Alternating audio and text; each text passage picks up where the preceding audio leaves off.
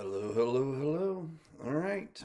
Today's lecture is a simple one. It's not a multi-part lecture for a change.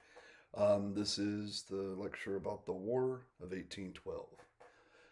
This is also known as the Second War for Independence. This is the Revolutionary War Part Two. Um, we would start having problems with the British again during the aughts, during the Jefferson's time as president, and then it would boil over by the time James Madison became president. So what we're focusing on, 1811 through 1815. All right, 1811 through 1815, and this is the War of 1812. Um, of course, well, we kind of do a wrap up from last time when Jefferson leaves after two terms. Uh, his One of his closest friends and protege, James Madison, gets elected as the next president, and Madison would then serve two terms, pretty much doing and keeping with the Jeffersonian republicanism feel. All right. Remember, Madison is physically the exact opposite of Jefferson. Some people say he was 5 foot. Others I've heard he was under 5 foot tall. And never in his life did he weigh more than 100 pounds. And he was always very sickly his entire life. So he was this tiny, frail, sickly man. But he had a brilliant, huge mind. So physically, he and Jefferson were the exact opposite. Jefferson being so tall and well built and physically, a specimen, and Madison the exact opposite of him. They made quite the pair. And remember, Madison is the father of the Constitution. He is the one that gives us the Virginia Plan. He was the one that organized the Constitutional Convention, and also he would be a very important person with creating federalism, kind of blending the Federalist ideas and Republican ideas of Jefferson together. And of course, he gave us the Bill of Rights as well. So we have a very, very important intellectual as president yet again, in the same vein as Jefferson. But what we're going to get into is we're going to talk about impressment again. We're going to talk about the British this time. They start taking our sailors and our goods and our, like, ships, just stealing Americans again on the high seas, right? So what we end up doing is Jefferson creates an embargo. And this embargo forbids Americans to trade with the world. He cuts us off from the world, and he wants us to stay to ourselves. And this was meant to punish the European economies. The American people thought this was a horrible idea and did not want to do this. The American people referred to this as the Dambargo. All right, so it got a quick nickname. And though it was hated and many, many Americans just ignored it and did, traded and did what they wanted to anyway, this would have an effect. This would be very important. And he would leave office on a down note because of this embargo. But what would happen is Madison would come in and change it up. He would create two things: the Non-Intercourse Act and Macon's Bill number 2. All right, these two came out in 809 and then in 10. All right, so 1809, you have the Non-Intercourse Act. 1810, you have Macon's Bill number 2. What he did was he limited the scope of this embargo. All right, and what it basically went down to is we opened up trade with everybody else but England, and told England we would open up trade with them again if they would stop impressing our sailors, taking our goods and our ships. And in the end, this really looked like it was going to work.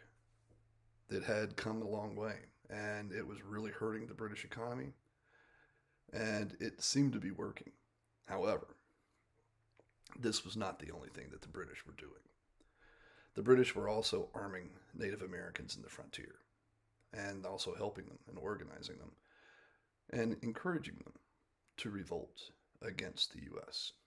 So the British are trying to interrupt the expansion west. With this and the impressment issue, the American people, of course, wanted to go to war. And this would not really be something we wanted, but it would be forced on us. All right. So, in the end, we would go to war with England. So we have the War of 1812. And in this, you have two fronts in this war. You have the frontier, which is basically that Louisiana territory. All right. That is what they call the Indian Front. This is where we had our militias and our men fighting the Native Americans. And then you have the Eastern Front, where we fought the British. All right. So we have the Indian Front in the west and the British Front in the east. With this gives us to our first key point. All right. Our first key point is actually two people, Tecumseh and the Prophet. Tecumseh was a military leader of the Shawnee people, and the Prophet, or Tenskwatawa, was his brother. And Tenskwatawa, his nickname is the Prophet. So the Prophet was the medicine man. He was the spiritual leader. So you have brothers. One is a military political leader, the other is a spiritual leader. And these guys start organizing a Native American confederation in the frontier. They started pulling all the Shawnee and other tribes that they could get involved into this tribal confederation that covered Indiana, Illinois, and Michigan. So they were creating a large confederation of natives to fight white encroachment in the Northwest. All right. While this is going on, you also have the South. All right. In the South, the Creek are always rebelling and fighting. So we have issues in the South with the Creek, and we have problems with, of course, the Shawnee, this tribal confederation in the North. With this, two men are sent to run these wars. All right. In the North, we get William Henry Harrison. All right. He would be nicknamed Tippecanoe later on and actually be elected president later on. William Henry Harrison would be the military leader, the general in the North, and he would be the one that would go and fight Tecumseh's tribal confederation. When all this started, Harrison and his men headed out to the Northwest to find and put down this uprising.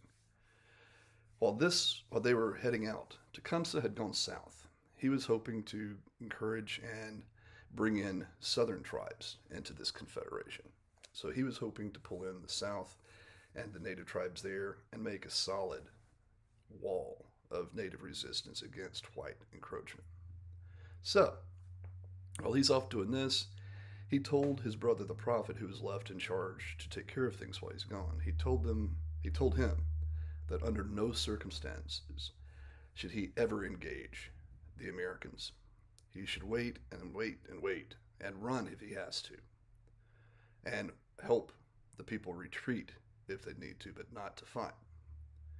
He wanted to get all of this settled and organized before the resistance really began.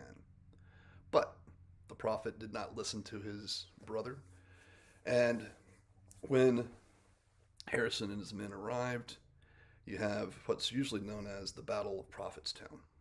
All right, and the Prophet would bless all the young Shawnee braves and send them out to fight, saying that no bullets could kill them. Of course, the American troops slaughtered these natives, and this breaks up this confederation. The native tribes that were working and organizing together, the army that Tecumseh had built, gets slaughtered, and then everybody just disperses and flees, running from the American army. So when Tecumseh comes back everything's in shambles. Everything he's been working on and organizing is falling apart. And on top of that, he couldn't convince the southern tribes to join in. So he spends the rest of this war trying to reorganize his Northern Confederation and keep up the attacks and trying to keep out the white men. In the end, you have the Battle of the Thames, and it doesn't go well for him. It's at this battle Tecumseh is supposedly killed by Harrison's army. So Tecumseh loses his Confederation, and at the Battle of Thames, everything is over. All right. All of this would make Harrison very famous. You know, the Battle at Prophetstown, the Battle of Tippecanoe, and the Battle of the Thames. It's these three battles would break Native American resistance in the Northwest and allow for large numbers of whites to flood into the territory and take over. In the South, it's a little different. The Cherokee, the Chickasaw, Choctaw, many of the tribes had tried to and had done everything that was asked of them and had assimilated into American culture. And the only resistance really were the Creek, especially the Red Stick. And this is where Andrew Jackson comes in. All right. We're going to be talking a lot about Jackson. All right. But this war, the War of 1812, we'll do a little bit with him. And then we'll have another lecture on the era of good feelings. And then we'll have another two-parter, or maybe longer, on Jackson himself. In the South, Jackson would be the one in charge of breaking Native American resistance there. With this, the major battle that occurs is the Battle of Horseshoe Bend here in this state in Alabama. Jackson would surround the natives, organize a massive attack, and kill hundreds. More than 900 natives would die in this fight, and that's just the native braves, the native warriors that would die. When the natives went to battle, when the natives went on the warpath, the wives, the kids, the tribes tended to move together. They stayed together. So when the battle was going well, and Jackson knew he had it well in hand, he actually sent out troops into the areas surrounding where the battle was occurring and had them kill the women, the kids, and the old people, the tribal members that weren't even in the battle. So with the Battle of Horseshoe Bend, you have a mass slaughter. All right. This is the big battle. It happens in 1814. This is what finally breaks Native resistance for the most part in the South. So we have Harrison and Jackson working in two different theaters in the West, overwhelming the Native Americans. An interesting little thing. All right. With Tinskawatawa, okay, with the prophet, it's said that after all the things started going poorly for the Shawnee and the native tribes in the north, that the prophet put a curse on Harrison. And this curse would be on the presidency of the United States. So sometimes it's referred to as the prophet's curse. Sometimes it's referred to as the presidential curse or the curse of Tippecanoe. All right. And in this, it's really kind of cool. If you look at it, what it states is that every 20 years or every time someone is elected in a year that it ends in a 0, that president dies. All right. So here's the list. All right. William Henry Harrison, who would become president in 1840, he would die in office. Abraham Lincoln, who was elected and put into office in 1860, of course, assassinated. James A. Garfield, who was elected in 1880, assassinated. In 1900, William McKinley would be elected for his second term, but it's ends with a zero. 1900, he would be elected as president. He would be assassinated. Warren G. Harding, who was president in 1920, would be elected as president in 1920. He would die in office of a heart attack. In 1940, Franklin Delano Roosevelt, FDR, would be elected for his fourth and final term, and he would die of a cerebral hemorrhage during that time. 1960, JFK, President Kennedy was elected. He would be assassinated. So you have this basically every 20 years or every election year that ends with a zero. You have a president dying in office. It stopped with Kennedy.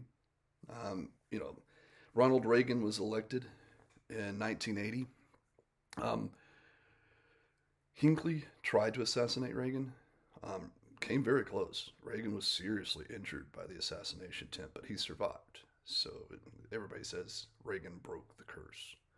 Because also George W. Bush, who was elected in 2000, there was an attempt on his life. Somebody threw a grenade and tried to kill him and another world leader, and the grenade failed to detonate, so he survived. So since Kennedy, the curse seems to be broken.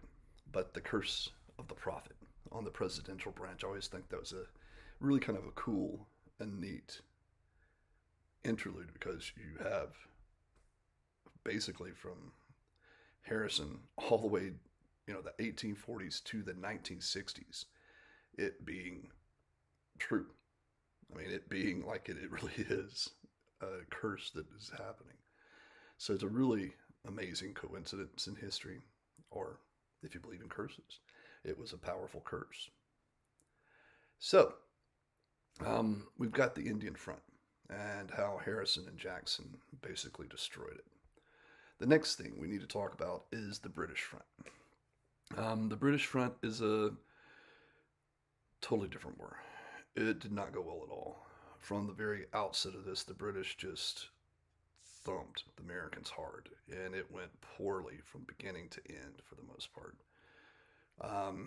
One of the first major battles that looked like it was going to be the end of this and the British were going to win was the burning of D.C.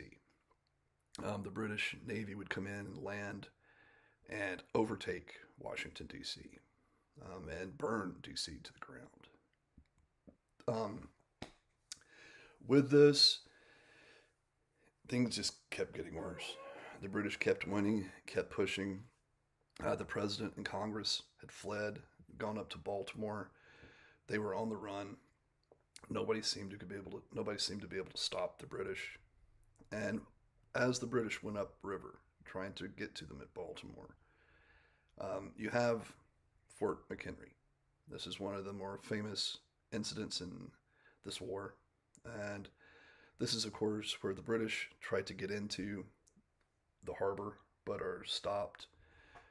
This is where, Francis Scott Key writes the Star-Spangled Banner. He is an American that's captured.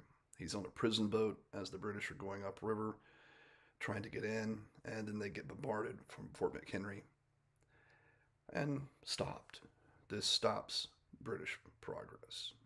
All right. And at this point, the West, the Indian front went so poorly, it didn't work out like the British thought it would.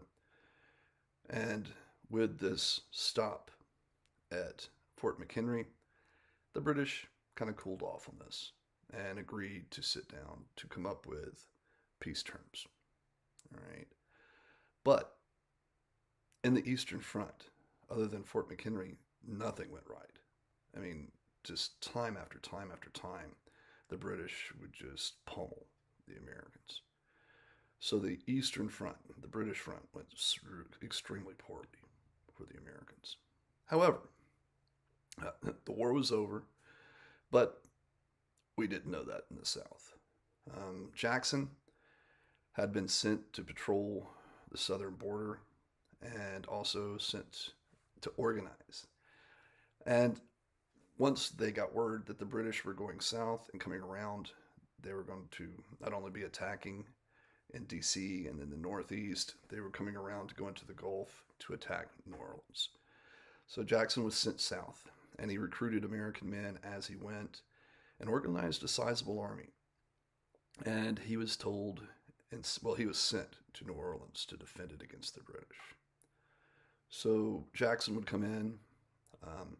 He would put New Orleans under martial law. He would rule it like a iron-fisted dictator.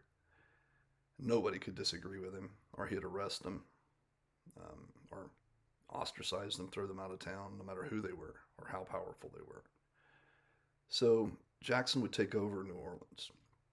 He would talk with several pirates and set up a pirate navy. So he had the pirates attack the British in the Gulf as they were coming in, and he and his men set up different fortifications, set up different places that he thought would be the best likelihood of where the British would come in. And when the British did come in, he guessed right, and he was actually at the fort to lead his men as the British came in that way. He would lead his men in battle that day, and they would just absolutely destroy the British army. This is one of the worst and most lopsided defeats in British history. More than 2,000 British sailors, soldiers, and generals would be casualties of this. Large loss of life. And Jackson just lost a few hundred. He would become a huge national hero for this. And just this huge beatdown of the British went a long way into restoring the American morale and confidence, even though the war was over. But this is the final battle of the war. Jackson would lead America to this major victory. Little sidebar. When this was going on, Jackson had what people at the time called double dysentery. In other words, he always had problems with diarrhea, and then during this he caught dysentery. So he was in horrible shape. This double dysentery, this intense gastronomical sickness usually killed people. But he had it. He led his men, and he fought in the battle he was sick with this. And you'll see that's common with Jackson. We'll talk more and more about him. Jackson is, in his time, pretty much the angel of death. While all of this is going on in the Western Theater and also in the Eastern Theater, the Northeast and the Federalists that are still around in the Northeast push against this war. They say that this was brought on by Southerners, that this was brought on by Jeffersonians, that this was brought on by these Southerners that wanted to move west and just gain more land. There was no reason for this war, and the North didn't want to participate. So New England spent most of this war doing everything it could not to participate in this War of 1812. And they even went so far as to create the Hartford Convention, where they met, drew up plans, organized, and told the U.S. government that they did not want to have a part in this war, and that if America kept fighting this war, that certain states in the Northeast, in New England, would secede and leave the Union.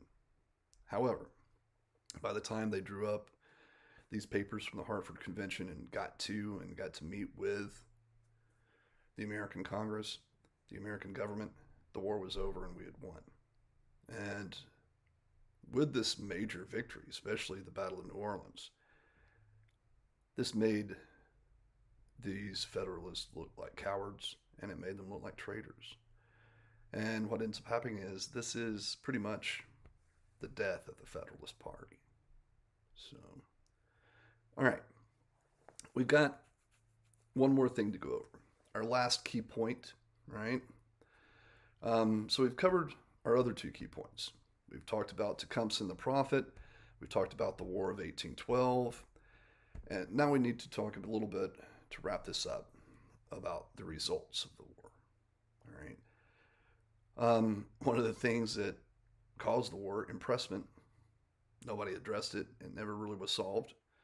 One of the big things that does occur is that this does break native resistance in the Louisiana Purchase territory, and white Americans start flooding west. Also, like I said earlier, this became the death knell of the Federalist Party. The Federalists, who had played such a pivotal role early on in creating and organizing the American system, would die out. Also, this would allow for the rewriting of boundaries with both England and Spain. And we'll be talking about that as we go along over the next few lectures. So, with this war, we get to finagle the boundaries with two European nations and gain more land for the U.S. So, really brief, really quick version. This is, of course, the video lecture for the War of 1812. Everybody have a good afternoon, and see you later.